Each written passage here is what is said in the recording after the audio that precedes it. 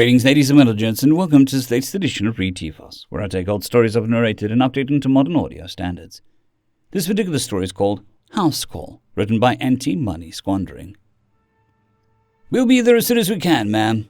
The officer switched off the voice caster with a flick of his claw, settling back on his heavy, thickly muscled tail and resting his talon-tipped feet on the desk. His colleague looked up curiously, blinking his 4 eyes wetly. "Shouldn't we be attending that call, Sel?" Sel yawned widely, reaching in to dig out a chunk of meat wedged between 2 long fangs.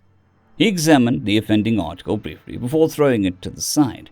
Only once this was done, then he turned to the other officer. "Humans, Bellon. Human on human crime. You can wait." Bellon guffawed loudly, lifting a bowl of pale white liquid to his maw and lapping it up. "Don't wait too long, Sel. They only live for less than a century after all." Both the Volrene officers broke out into staccato peals of laughter, echoing around the enclosed space of the station. They trailed off as their boss stomped in, his massive bulk making the small room almost unbearably claustrophobic. He glared down at the 2 Volrene, crossing his arms over his chest, the remaining 2 each pointing at an officer. "What? That's your species' attempt at laughter, I heard then, lads?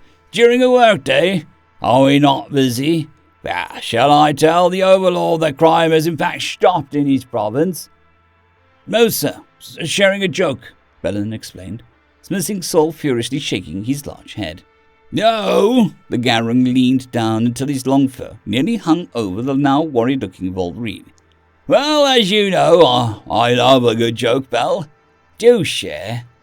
"It wasn't really a joke, sir," Sal attempted, but Garang simply lifted one of his hands behind him in a shush gesture, his attention firmly on Bellon. "It was a human called, Sergeant." Bellon paused, looking for aid that was not forthcoming from Sol before rapidly blinking his eyes in the face of a stern Garong. "And we just said, no rush." "No rush, Officer Bellon," the sergeant growled softly, his thickly bristled face impassive. "Why is that?" "Well, it's humans, isn't it?" Bellon babbled, waving his claw in the air. In the background, Sol carefully lifted his feet from the desk and sat further on his tail. "I mean, they barely live longer than a pet Durangi, and even without that, they're so fragile, it's barely worth the trouble to try and keep them alive." "I say." Sergeant finally moved back, his 4 legs thudding heavily into the floor, while he crossed his 2 pairs of arms across his barrel chest. "So I assume that you agree, Sol. Why bother with the very fine art humans when there are fellow Volrene to save, as well as Garangs and bushsticks?" Sol undulated in his seat, squirming under his superior's gaze before flicking his long purple tongue out in exasperation. "It's just common sense, sir. They're tiny, weak beings. Where a Garang shrugs it off or a Volrene leaves with some heavy bruising, a human is just left crushed and dead." The sergeant nodded, causing the tall, bright white mohawk on top of his head to brush the ceiling of the room. "Well, there is truth in what you say, Sol." Sol bared his fangs as a relieved grin at Bellon, who returned it, his own tongue slipping out to wet his snout. They both jumped as Garang banged 2 of his fists down on their desks, leaning down and causing them to creak alarmingly. "They are a soft species, that is true. Their skin is easy to tear, their muscles are atrophied, their teeth and nails not even worth mentioning as weapons. But weak, there are different kinds of weakness." The Garang snuffed angrily, shaking his head before managing to control himself, and breathing out a deep, fetid breath. He sat back on his haunches and looked at each Volrene in turn. "I had a case, but years ago. Before it, I probably felt similar to how you 2 do now. That humanity was nothing but a weak intruder on the Xeno Alliance. But I saw something that day that changed that. And further than that, something that caused a shiver of fear to raise up my fur on end." The 2 Volrene were silent, their only sound of an occasional hiss of their serpentine tongues as they listened with rapt attention to their superior. "I had a bushstick partner at the time. Given their relevant size to a human, we agreed that she would take the lead. We got to the human domicile and went inside, tipped off by the neighbor. Long story short, it was owned by a human male, and in his basement we found a human female, chained and abused. I'm no expert on human physiology, but I could see that she was malnourished, wounded. I could only imagine the mental stress that such captivity will have on her. I know Garang, when held prisoner, find themselves broken, never again able to regain their warrior spirit. It is the greatest insult for us. So, her plight, it moved me. The sergeant's gaze was on the wall opposite, but it was apparent that he was seeing something far beyond that.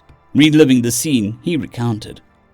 The human female found it difficult to stand, so my partner was aiding her.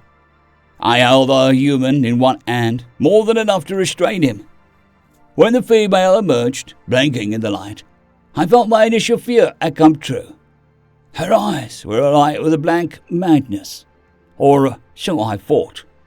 She saw the human male immediately, and it seemed that she somehow failed to notice me, towering over him. She wouldn't take her eyes off him, and the male, limp in my grip until now, began to squirm and try to put himself free. Before I could wonder as to the reason, the female had thrown herself, injured and weak as she was, across the room and set upon the human. It was something so unexpected that I failed to intervene. Looking down at the two small aliens, unable to react, the female tore into him like a rabid Dorangi, sinking what little teeth they had into his neck and pummeling his eyes and face with her tiny fists. I let go, wary of pushing her away lest I hurt her, but before my partner could cover the distance, she had gripped the bleeding male's head and smashed his skull into a protruding corner of the floor. After it was over, I realized the whole thing had taken only a matter of moments. Garang trailed off, both the Volrines sharing a glance at each other and blinking rapidly. The sergeant sighed and got to his feet once more, shaking his head free of the memory. So yes, humans are fragile things compared to many of us. But weak? No. After what I saw that day, I would not call them weak. End of story. Story number 2. He was just 18, written by Cowboy Wizard 12. He was just 18, the age when humans legally become adults, though in many ways they still feel little more than children.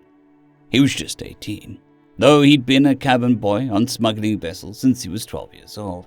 He'd never had a childhood. Parents killed in some frontier colony war, along with his 4 siblings. He was just 18, but he'd seen more than many people who have died of old age and had the scars to prove it. The girl he was seeing at the cat house knew it. He was just 18 when he walked out of the cat house to see them land on the pad. He was just 18, but like all frontier worlders, he knew what a handful the Azerian marauders could do to a frontier town. He was just 18, but he had been a criminal for 6 years now, and that meant that he packed heat.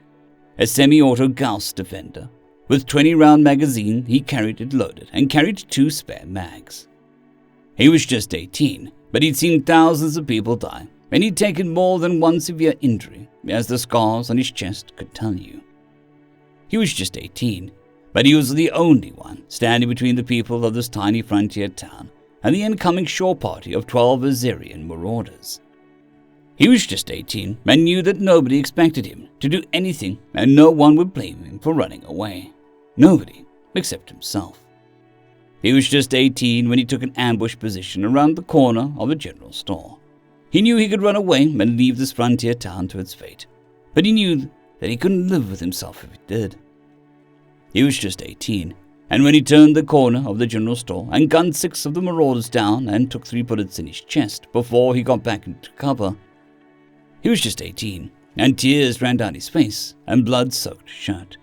He reloaded his gun, and his breathing was ragged, and spun back around the corner to face the remaining marauders. He was just 18 when he died, bled out in the street from mortal wounds he sustained while sparing this tiny little town from the marauders. He was just 18, and his name was John Hunter, and was a small-time criminal wanted in connection with a number of crimes, and he died protecting others. was what the frontier town found out when the colonial marshals finally got to the scene of the gunfight 2 weeks after it happened. That's the line that is etched in the marble on a little memorial next to the general store where he made his stand. End of story. I'd greatly like to thank our Tier 5 channel members, Casper Arnholtz, John Creighton, Manatharia, 050, Dragzoon WRE, and Elijah Silvercross. Thank you very much.